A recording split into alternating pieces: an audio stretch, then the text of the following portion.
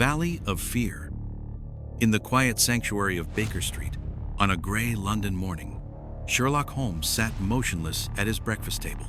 The meal before him remained untouched, growing cold and forgotten. His penetrating gray eyes were fixed with unwavering intensity upon a curious piece of paper that had arrived in the Morning Post. The message scrawled across it was cryptic, mysterious, a series of numbers and words that to the casual observer would seem to make no sense whatsoever. Yet Holmes knew better than to dismiss such things. This communication bore the unmistakable signs of a cipher, and it came from a source he had learned to take very seriously indeed. Dr. John Watson, Holmes's faithful companion and chronicler of his adventures, watched his friend with growing curiosity and concern. He had seen that look before, that intense focus that meant something extraordinary was afoot. The detective's long, thin fingers traced the numbers on the page with an almost reverent care. 534, K, 213, 127, and so on. And then, standing out clearly among the numerical chaos, two words that seemed to carry their own weight of significance: Douglas and Burlstone. "A cipher, Watson," Holmes murmured at last, his voice barely above a whisper, yet carrying that note of excitement that Watson had come to recognize. "Someone is trying to warn us of danger, but they dare not speak plainly. They fear him, you see. They fear Professor Moriarty." The name hung in the air between them like a dark cloud, heavy with menace. Moriarty, the Napoleon of crime, the spider at the center of a vast and intricate web of villainy that stretched across London and beyond. Holmes had spoken of him before, this mathematical genius who had turned his brilliant mind to evil purposes. A man so clever, so careful, so methodical in his wickedness that he remained beyond the reach of the law, orchestrating crimes from the shadows, while maintaining the respectable facade of a distinguished university professor. His was a mind that could have shaped nations for good, but instead had chosen to become the organizing force behind half the evil in the great city. The message, Holmes explained to Watson, came from a man who called himself Porlock. It was not his real name, merely a pseudonym, a shield of anonymity behind which cowered a frightened soul. Porlock was one of Moriarty's agents, a small fish in a very large and dangerous pond. But he possessed something rare in that criminal underworld: a conscience, however rudimentary. Tempted by the occasional 10-pound note that Holmes sent through circuitous channels, and perhaps moved by some lingering sense of right and wrong, Porlock had once or twice provided advance warning of crimes being planned, information that allowed Holmes to prevent, rather than merely solve, terrible deeds. But now, even as Holmes and Watson puzzled over the coded message, a second letter arrived. The handwriting was shaky, almost illegible, betraying the writer's state of extreme agitation. Porlock had written again, and this time his words trembled with naked fear. He could not continue with the matter. It was too dangerous. He had been discovered, or nearly so. The professor himself had visited him unexpectedly, arriving just as Porlock had been addressing the envelope that would contain the key to the cipher. He had barely managed to conceal it, but he had seen something in Moriarty's eyes, a cold suspicion that chilled him to his very core. The game was too dangerous to continue. He begged Holmes to burn the coded message, for without the key, it could no longer be of any use. Yet Sherlock Holmes was not a man to be so easily defeated. His mind, that remarkable instrument of logic and deduction, began to work upon the problem with characteristic brilliance. With Watson's assistance, he began to unravel the mystery. The numbers, he reasoned, must refer to words on a specific page of some book. But which book? It would have to be a common one, a volume that both sender and recipient could be expected to possess. After some false starts, including a humorous consideration of the Bible, Holmes seized upon the answer: Whitaker's Almanac, that comprehensive reference work found in nearly every British home. But there was a further complication. They had the current year's edition, fresh and new. Porlock, however, would likely have used the previous year's volume. Holmes retrieved the older edition from his shelves and began the painstaking work of decoding. Page 534, column 2, word 13. Then word 127. Slowly, laboriously, the message emerged from its numerical disguise. The warning was chilling in its stark simplicity. There is danger. It may come very soon. A certain rich country gentleman named Douglas, living at the manor house in Burlstone, is in peril. The message is urgent. Act immediately. Holmes had barely finished explaining his deduction, barely had time to savor the intellectual satisfaction of cracking the cipher, when the door burst open, and Inspector Alec MacDonald of Scotland Yard strode into the room. The tall Scotsman's face was grave, his manner urgent. He brought news that struck like a thunderbolt. A man named John Douglas had been murdered at Burlstone Manor House in Sussex in the early hours of that very morning. The body had been discovered just before midnight. The coincidence was too perfect, too precise to be mere chance. Holmes's warning had come true, but tragically, it had arrived too late to save the intended victim. The three men wasted no time. Within minutes, they were rushing through the London streets toward Victoria Station, where they would catch the train to Sussex. As they traveled through the English countryside, watching the city give way to fields and forests, MacDonald shared what little information he had received. The case was bizarre, filled with inexplicable details that defied easy explanation. A man had been killed in what should have been an impregnable fortress, a house surrounded by a moat with its drawbridge raised for the night. How had the murderer entered? How had he escaped? These questions hung unanswered as the train carried them southward toward Burlstone. The village itself, when they finally arrived, was a picture of old England at its most picturesque. Timber-framed houses lined the narrow main street, their ancient beams dark with age. The church dated back to Norman times, its square tower rising above the surrounding trees. But it was Burlstone Manor House that commanded attention and stirred the imagination. The building rose from its moat like something from a medieval romance, its weathered stones speaking of centuries past and secrets long buried. Parts of the structure dated back to the time of the Crusades, when a Norman knight named Hugo de Capus had built a fortress here on land granted by King William the Red. That original castle had burned in the 16th century, and the current house had been erected on its ruins during the reign of King James I. But the builders had incorporated some of the old stonework, so that the manor was a curious blend of medieval strength and Jacobean elegance. The moat still surrounded it, 40 feet wide and several feet deep, fed by a small stream that flowed through the grounds. At night, the ancient drawbridge was raised, turning the manor into an island fortress, isolated and secure, or so it had seemed. John Douglas, the master of this remarkable house, had been a man of equally remarkable character.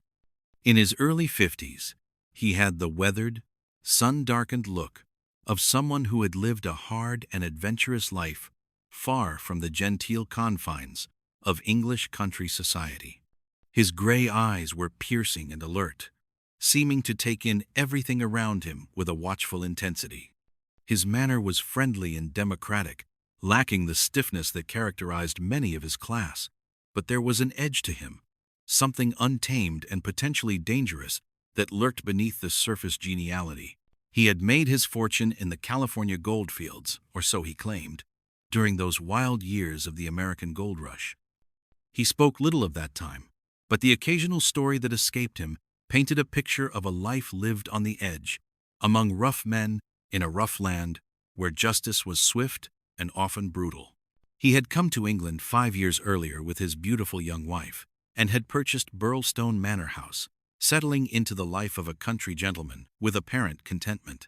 His wife was a striking woman, English by birth, with dark hair and elegant features. She was some 20 years younger than her husband, but they seemed devoted to each other. Yet some of the more observant neighbors had noticed things that gave them pause. Mrs. Douglas sometimes appeared nervous, especially when her husband was away from home for any length of time. There was a tension about her, a watchfulness that suggested she lived in fear of something. though what that something might be, no one could say. There was a third person of importance in this household drama, Cecil James Barker, a frequent guest at the manor. Barker was a tall, athletic man in his mid-40s, with the build of a boxer and the confident manner of someone accustomed to getting his way. He had a strong, clean-shaven face dominated by a pair of intense black eyes beneath heavy black brows. He had known Douglas in America, had been his friend and companion in those mysterious years before Douglas came to England. Now, he was a regular visitor to Burlstone, sometimes staying for weeks at a time. The relationship between these three people was complex and, to some observers, troubling. Barker was clearly on intimate terms with both Douglas and his wife. Some whispered that he was perhaps too close to Mrs. Douglas, that the friendship between them had sparked jealousy in her husband. There had been moments when Douglas's good humor had seemed to crack, when he had spoken sharply to his wife, or looked at Barker with something less than friendship in his eyes. But these were only whispers, the idle gossip of a quiet country village where any deviation from the ordinary was noted and discussed. On the night of January 6th, the household at Burlstone Manor had retired as usual. The drawbridge had been raised at 6 o'clock in the evening, as was the invariable custom. The butler, a dignified man named Ames, had personally supervised this nightly ritual. The servants had then gone to their quarters in the upper floors. Douglas had spent the evening in his study, a comfortable room on the ground floor that he used as his private sanctuary. His wife had retired to her bedroom around 10 o'clock. Cecil Barker, who was staying as a guest, had gone to his room on the upper floor but had not yet undressed for bed. At precisely 11:30, the peace of the night was shattered by a gunshot. It was not a loud report, rather muffled and contained, as if the sound had been somehow dampened or had come from a closed room. But in the silence of the sleeping house, it was enough to bring Barker running from his room. He raced down the stairs, his heart pounding, and found the study door standing open. What he saw within froze him in his tracks. John Douglas lay on his back in the center of the room, his limbs sprawled out in the awkward angles of death. He wore only a dressing gown of pink silk over his nightclothes, and his feet were thrust into carpet slippers. Across his chest lay the murder weapon, and it was a weapon of a most unusual and terrible kind. It was a shotgun, but one that had been brutally modified. The barrels had been sawed off to just a foot beyond the triggers, creating a weapon that was compact, easily concealed, and devastatingly lethal at close range. The triggers themselves had been wired together so that both barrels would fire simultaneously, doubling the destructive power. This fearsome weapon had been discharged at point-blank range directly into Douglas's face. The result was almost too horrible to describe. His features had been completely obliterated, the skull shattered, the face transformed into a mask of blood and bone. It was a sight of such shocking violence that even the experienced police officers who later viewed it were shaken to their cores. Barker, to his credit, kept his head despite the horror before him. He heard footsteps on the stairs and realized that Mrs. Douglas was coming down, drawn by the sound of the shot. He rushed to intercept her, preventing her from entering the study and seeing the terrible fate that had befallen her husband. The housekeeper, Mrs. Allen, appeared and helped lead the distraught woman away. Meanwhile, the butler Ames had also arrived, and together he and Barker returned to the study to secure the scene. Barker immediately sent for the police and the local doctor. The village constable, Sergeant Wilson, arrived within 15 minutes, followed shortly by Dr. Wood. They found the scene exactly as Barker had described it, untouched and terrible. But as they began to examine the room more carefully, puzzling details emerged that transformed the case from a straightforward murder into something far more mysterious and complex. The study window stood wide open, its curtains drawn back. On the windowsill was a smear of blood, shaped like the print of a boot or shoe, as if someone had stepped there while climbing out. This suggested that the murderer had escaped through the window. But this raised an immediate and seemingly insurmountable problem. The house was surrounded by the moat, and the drawbridge had been raised since 6 o'clock. The moat was 40 feet wide and several feet deep. How could anyone have crossed it to enter the house? And how could they have crossed it again to escape? More mysteries emerged as they examined the body and the room. Douglas's wedding ring was missing from his left hand, though the mark where it had been worn for years was clearly visible, a pale band of skin against the tanned flesh. Why would a murderer take such a thing? It had some value, certainly, but hardly enough to justify the risk of lingering at the scene of the crime. Unless it meant something more, unless it was a message of some kind, a signature left by the killer. On the dead man's forearm, they discovered a curious branded mark, a triangle inside a circle, burned into the flesh long ago and now faded, but still visible.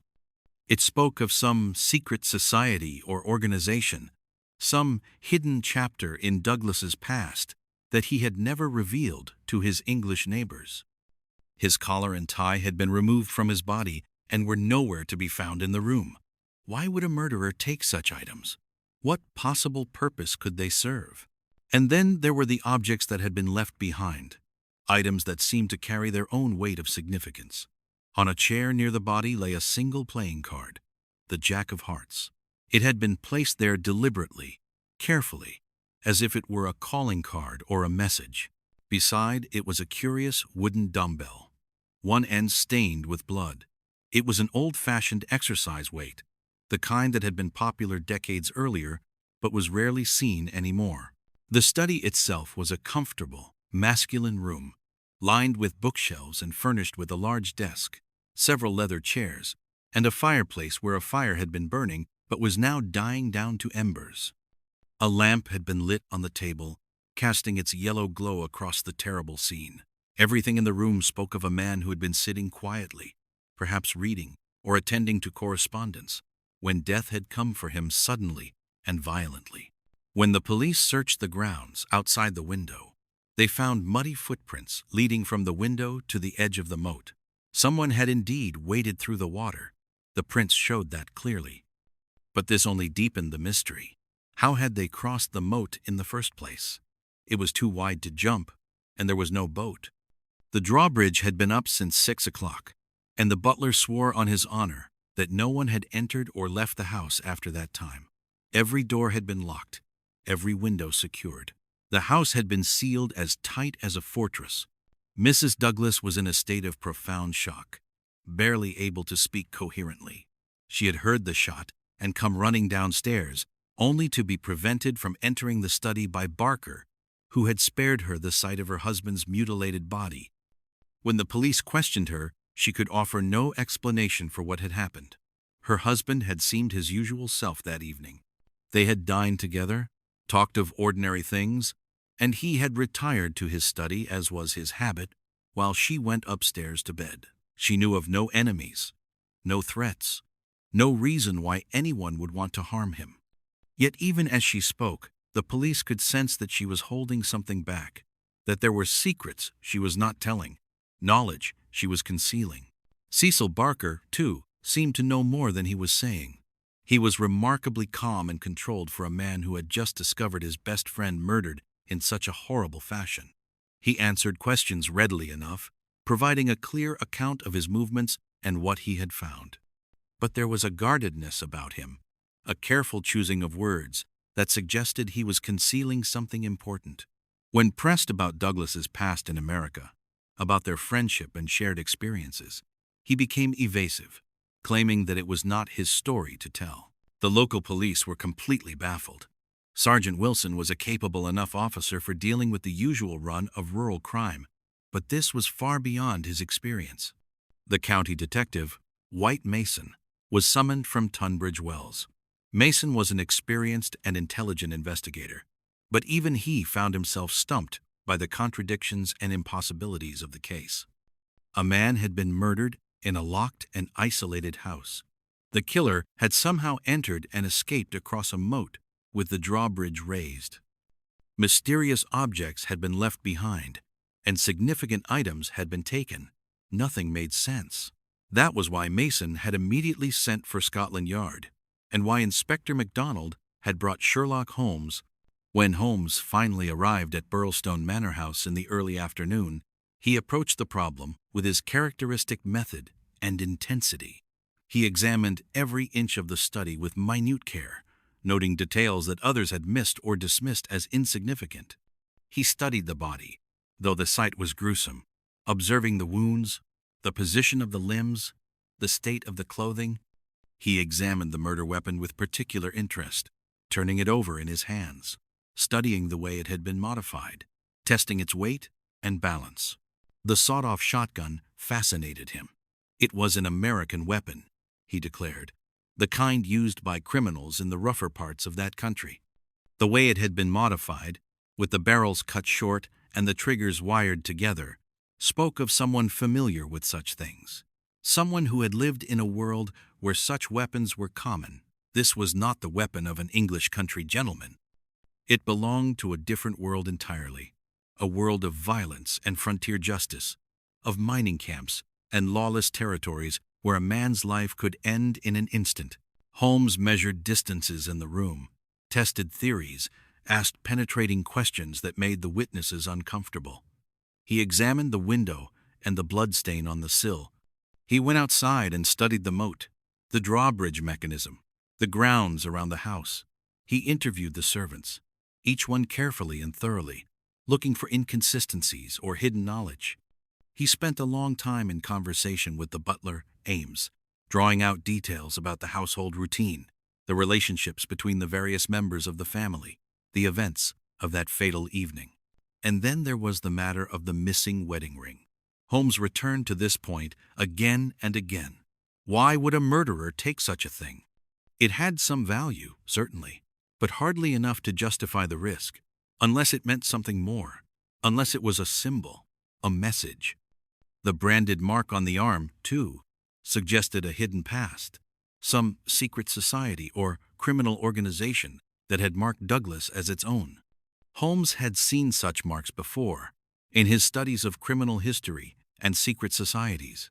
This particular symbol, a triangle within a circle, was not familiar to him, but he knew it must have significance. He interviewed Mrs. Douglas with great gentleness, sensing her fragility and the enormous strain she was under.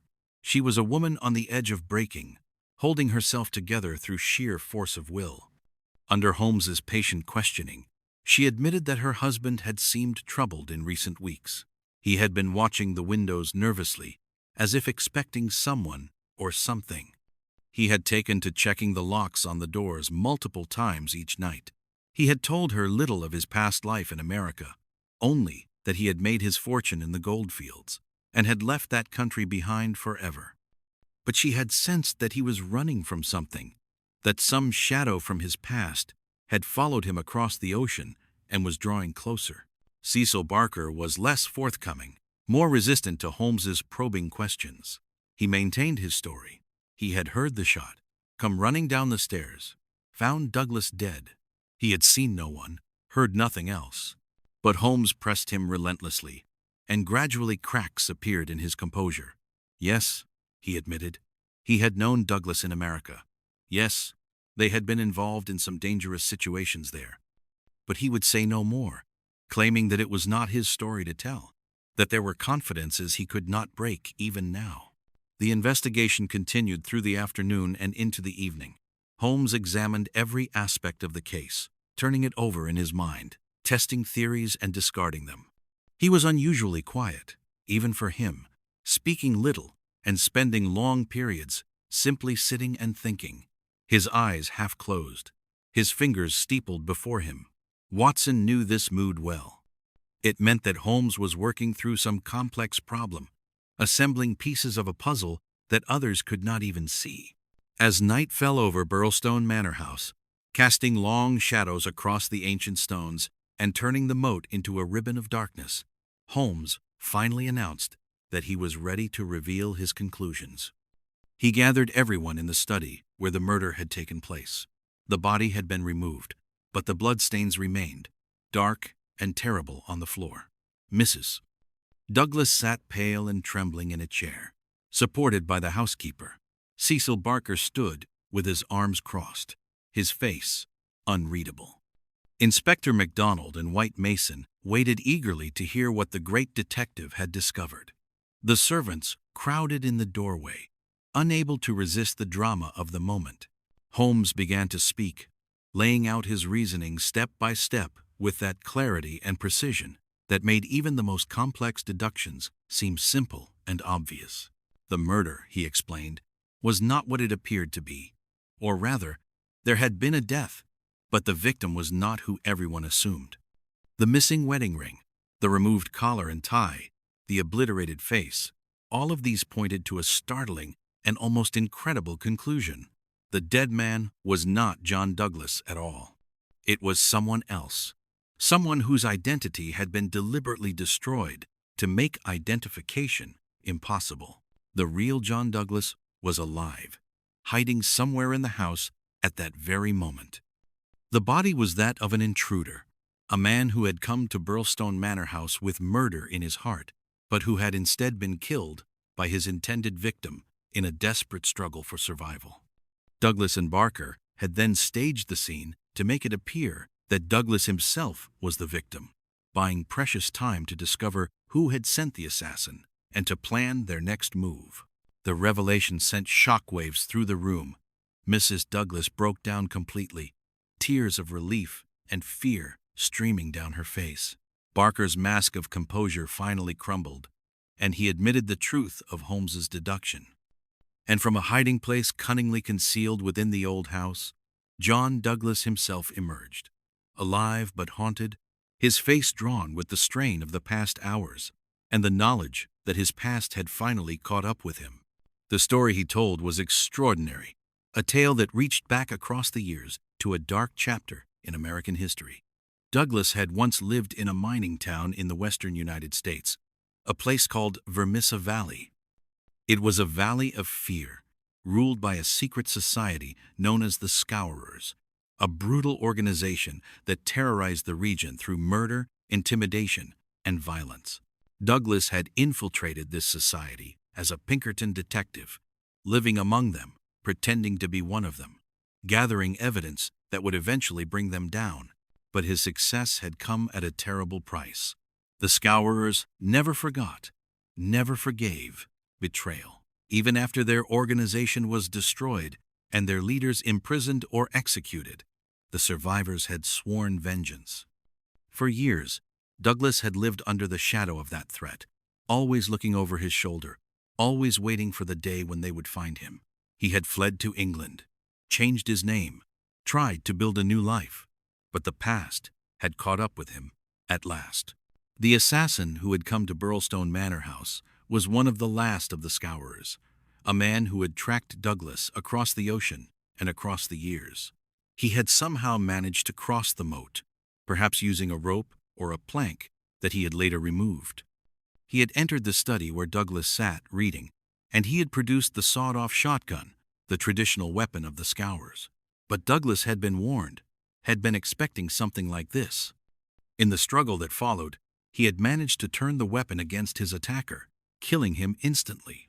The branded mark on the arm, the missing wedding ring, the playing card, all of these were symbols of the Scourers, their way of marking their victims and their vengeance.